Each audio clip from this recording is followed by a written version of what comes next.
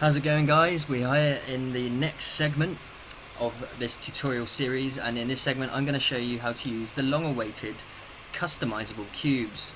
And in particular in this segment I'm going to show you how to use the image logo cube. So what that is a way for you to import you or your client's logo and use that transparent image to make a 3D sort of extruded object, which is then able to be fragmented and animated and spun around within one of these cubes. So you're basically making a 3D cube animation out of an image file. That's what we're going to do in this segment of the tutorial. So I've cleaned things up just a little bit. I've renamed a few bits, so if you guys notice a few folder changes, do not worry. You will be getting the end result once this tutorial series is complete. Okay, so just to note, I've removed a few cubes and I have also loaded the ball cloth animation 3 onto all of them, and there's 7, and all our timings and offsets are all flush at the beginning. So what we're going to do is we're going to scroll down our customizable cubes, and as you can see there's just 3 in there. There's the image logo cube, and it's still got a nested, so we'll just quickly change that. I did have several more and I just wanted to clean it up for you guys. So we've got our image logo cube. I'm going to drop it on cube position number 7. There we go. Alt drag. Now don't worry guys, I'm not jumping ahead, but my logo is already in there. There it is. So how do you get your logo in there, which is the million-dollar question. So what we do is we'll jump into here and open it up so we can see what's going on. There it is. And if you'll notice, I've made a new folder, and this will be obviously in the file when you open it.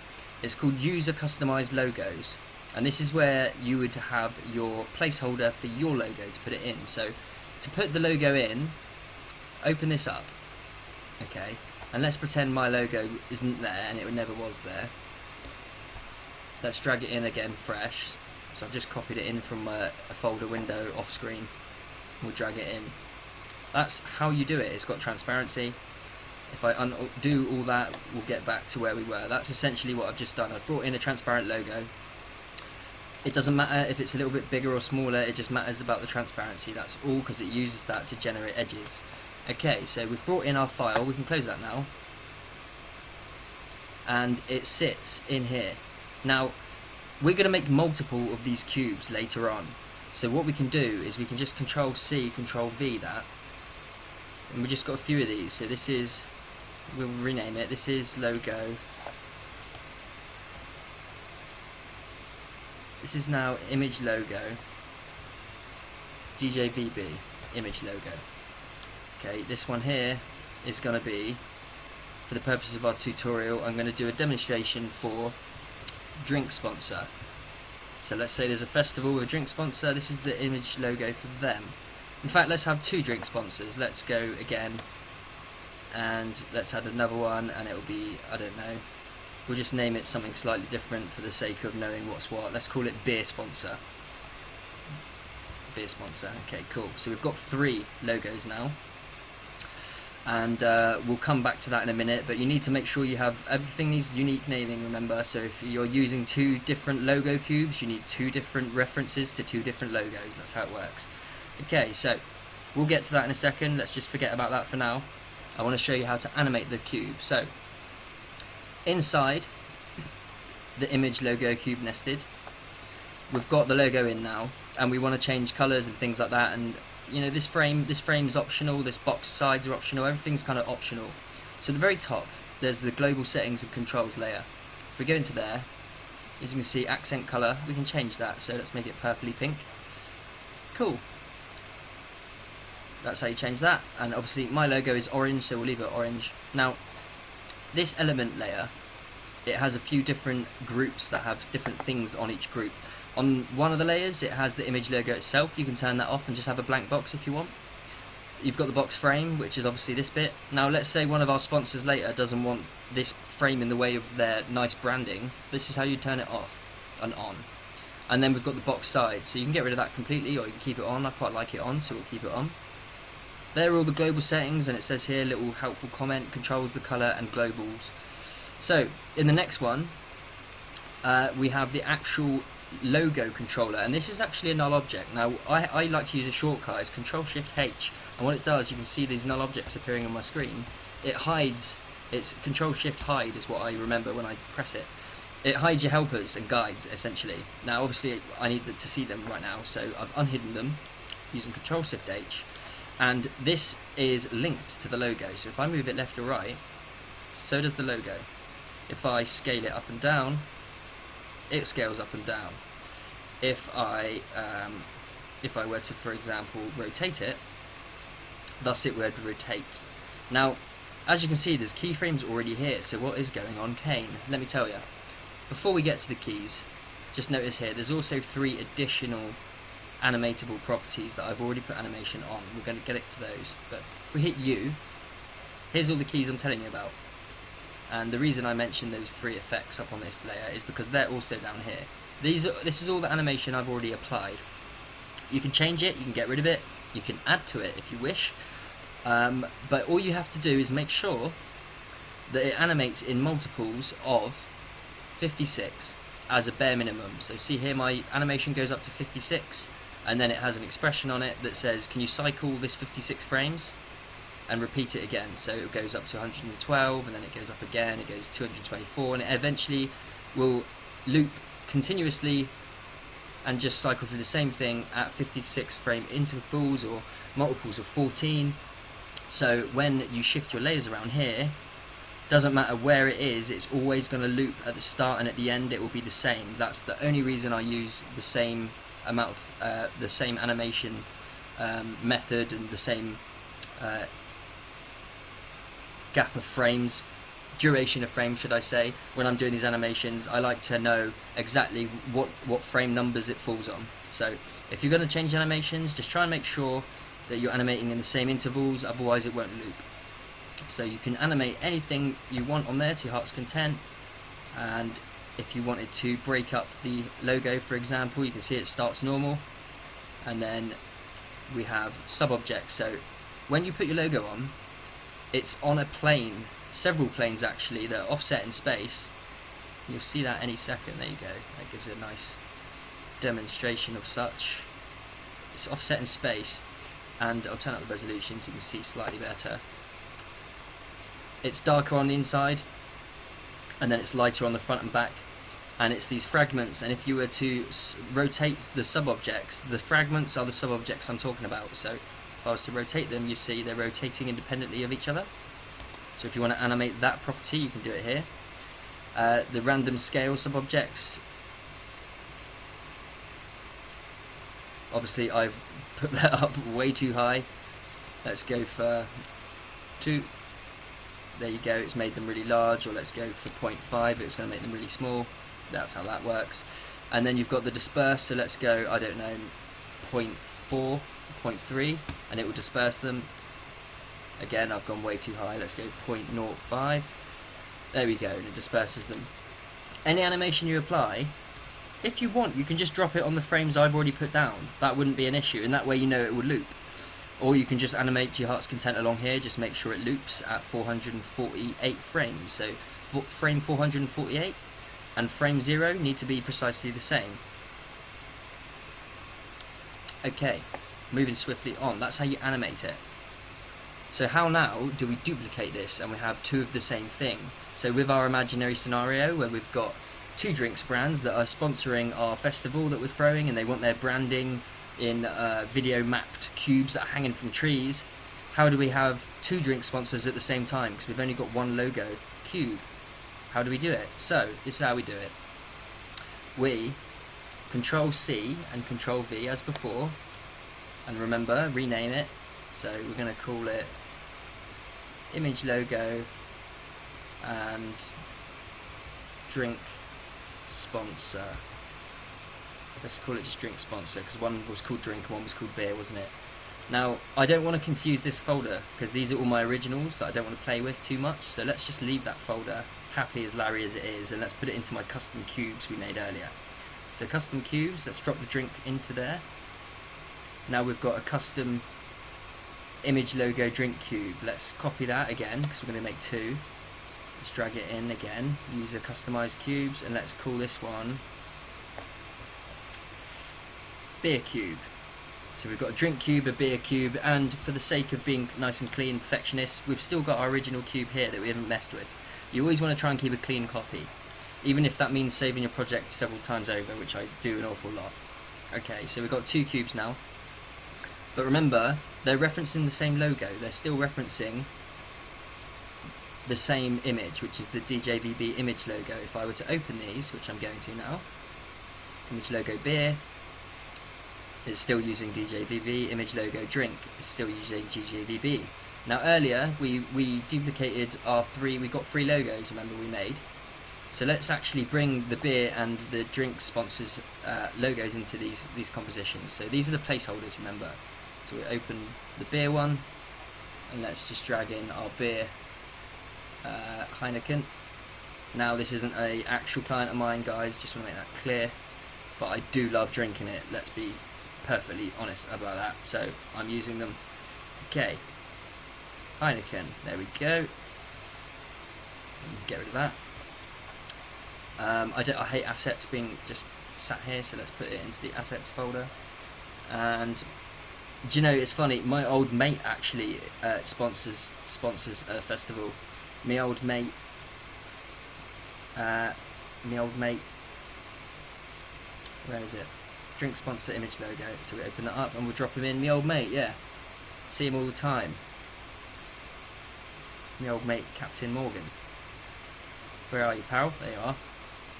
Hello, old friend. There's Captain. Okay, so now we got a placeholder for a drink sponsor, we got a placeholder for a beer sponsor, and we got a placeholder, as you can see down here, that's got my logo in that we don't need to see anymore, so that's cool. And now we can close that off. We don't need the customized logos. We've got our cubes, we've got our beer cube, our drink cube, and we've got our image logo cube. So, image logo we don't really need anymore.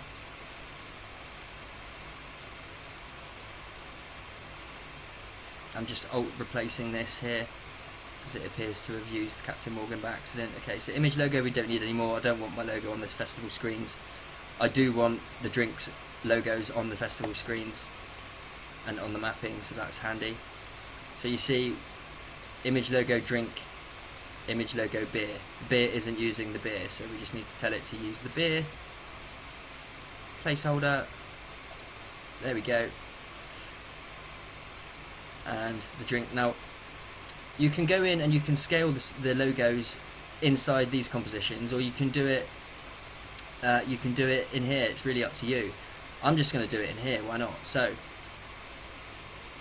as before, remember we've got this null object that is our helper, and we've got the scale property. Now if you see, there's already existing keyframes. We don't want to scale this to the right size just by doing this, because yes, it will scale it to the right size, but it's made a keyframe look, so now at the beginning it hasn't changed, it's still the same size. To get around that, all you have to do is you need to edit them all at once. So what you do is you just click the actual scale property, and now if you scale it, it's scaling all of those keyframes together. So we'll get it about, I think that's quite a nice size. Now if we scroll through, you'll see it's retained the animation, but it's just scaled it all down at once, so it's all scaling together, but it's not creating any new keyframes. All you need to do is make sure you're on an existing keyframe, select all of them. You can do it by clicking the property, you can do it by selecting them all like this, doesn't matter, and then if you scale it, it will scale all the keys at once. Just a handy tip. And we'll do the same for my old mate Captain. So we'll press S for scale, hit the property, and we'll scale it down so it fits nicely inside here. Okay, now as beautiful as it looks, the frame is actually bugging. I don't like it, so I'm going to turn the frame off for this one, I think, and I'm going to make it the Captain Morgan red. Maybe I'll put the frame back on. Yeah, the frame ain't so bad actually. I'll make the frame brighter. Or maybe I'll make it the Captain Morgan orange. The beige. No, I'll leave it as is. That's alright, that's quite nice. Captain will be proud of me. And in this one, the obvious choice for this one's green, right? Yep. And we'll make it a bit brighter. Yeah, I like that. Okay, so there's our two custom logos. I'm not going to reanimate them, I think they look pretty cool. Of course I do, because I did it, but yeah.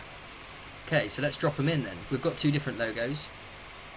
Our festival stage is this ring again. I mean, this ring is this is hot property. Apparently everyone wants this ring, so it's all I've been working on today.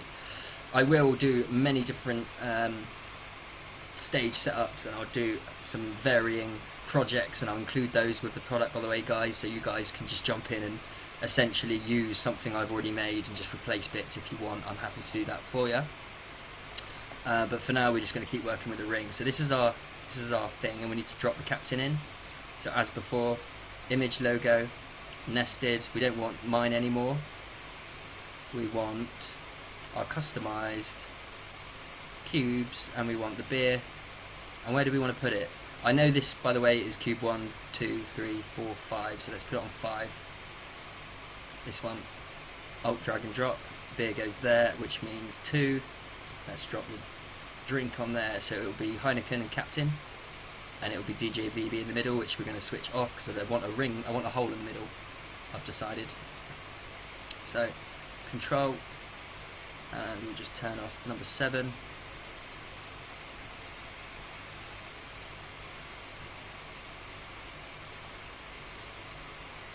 Now you can see Captain Morgan's upside down. Why is that? Do you remember earlier when I was flipping, I was tilting things all the way around? Well, obviously I've done that. I got a little bit gung-ho and forgot to reset it. So let's just set number 2 and number, what was it? 1, 2, 3, 4, 5, and number 5 back to being the right way round. There we go. And you can see it looked like our logo on the left had actually disappeared there. It hasn't. It's just because it spins round so frantically. At moments, it is completely facing upwards or away from the camera, so you can't actually see it. Now, it does appear that that logo needs a little bit of finessing, because it appears to have just sort of disappeared. So we'll go in and we'll address it. It's good that this happens while I'm recording a tutorial, because at least then I feel like we can do something about it. Okay, so what's going on then? We can do this. We can select them all and go reveal expression errors. There isn't any, so in which case I would believe there is a transform problem.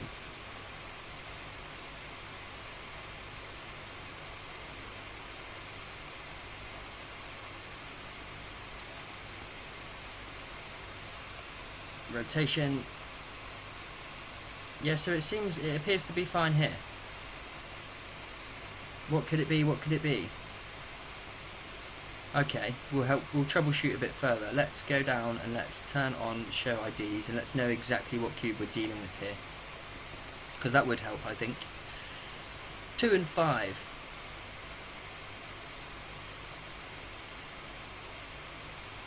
And lo and behold, I've found the problem.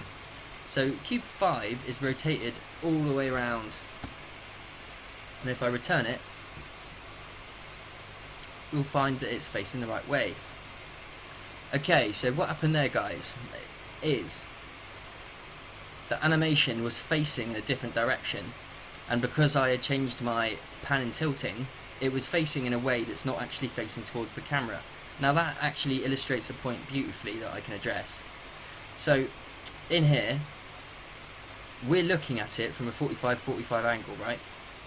If you're gonna start twisting things around in this composition for the orientations, you need to remember that anything that uses a logo can only be read in one direction because of the way your eyes recognize print and legibility. You need to make sure that you have it facing the camera. Now, even though it's facing the camera here, in the structure it doesn't show this camera angle. It shows whatever angle you've set in the pan tilt. Now obviously I had turned it away. I had actually turned it so it wasn't facing us, but I wasn't being able to see it here because this isn't the same angle. So just to clear that up, the way you would combat that is just to spin it so it is facing in the right direction. That would have done the trick, as well as changing the panel tilt. It doesn't matter where, but you have to just spin the logo round so it's facing the right way. Cool. And you know what, to demonstrate that, let me just show you. So it's number 5. Let's spin it 180 degrees, so plus 180. So it's going to be the wrong way round now. So we can't see it, it's back facing. It's actually pointing in 45 degrees straight towards us because it's facing in that direction. So if we wanted this pan to be that number and we didn't want to change it like I just did to fix it, you can go into the beer cube comp and you can spin this round by 180 degrees. Remember to select all of them, I've already done that. And there we go, we're spinning it round, so now it's facing the opposite direction. Okay, and that is a compensatory effect that is now fixing this issue, as you'll see in 3, 2, 1. Bidding! There you go. So that's how you fix it, guys. I know it's not too blatantly obvious at the start. It's more my fault for convoluting this tutorial with all sorts of random values and then expecting it to work first time. So yeah, make sure your text is oriented in the right direction for your viewer, otherwise you ain't going to see it. And what else can I show you guys? I mean, that's pretty much how you would... There's not much else I can show you in terms of the image logo cubes. I think I've addressed an awful lot and maybe a few issues you might come into. Yeah. What else? I mean, I've showed you the animation parameters, so Captain Morgan. If you wanted to, and you'll see it breaks up here, so if you wanted to spin in any direction, not a problem, you can spin it this way, that way. Now it's already got animation, so he's going to go at a funny angle. If I was to get rid of that animation by turning it off just briefly and setting it to 0, you'd see that everything does move about the local axis, even though the gizmo isn't the gizmo isn't giving you a very good representation of the angle of tilt. It's actually moving in the right way. So turn that off. Get rid of that frame that I didn't mean to create. There it is. Get rid of that frame that I didn't want to create. There it goes. And we'll turn the expression back on and it's reset to what it was earlier, which I like. Okay, so thank you guys for watching. That's how you put custom logos in. That's how you can create more than one custom logo. And of course the animations you can offset as per before. So as you can see here, both Captain Morgan and Heineken are both slightly tilting left. Now if I was to grab one of them and just offset it a little bit, we can completely change the look of the animations so they don't look so succinct, like they're following one another. Smashing.